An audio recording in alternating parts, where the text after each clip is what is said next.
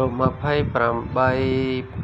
បឋវីធាតុ ធាតុដី អាបោធាតុ ធាតុទឹក តេជោធាតុ ធាតុភ្លើង វាយោធាតុ ធាតុខ្យល់ ចក្ខុបសាទរូប ភាពថ្លានៃភ្នែក សោតបសាទរូប ភាពថ្លានៃត្រចៀក ឃានបសាទរូប ភាពថ្លានៃច្រមុះ ជីវហាបសាទរូប ភាពថ្លានៃអណ្ដាត កាយបសាទរូប ភាពថ្លានៃកាយ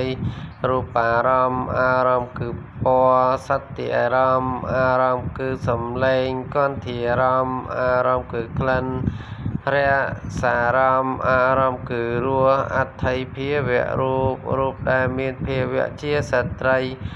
បរិសភាវៈរូប រូបដែលមានភាវៈជាបុរស ហតយវត្ថុរូប បេះដូង ជីវិតិន្ទ្រីយរូប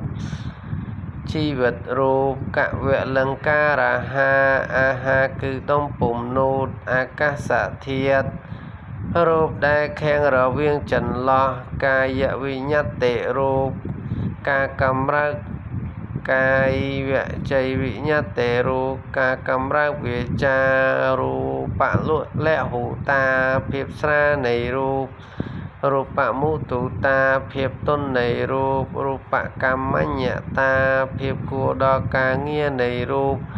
ឧបចយរូប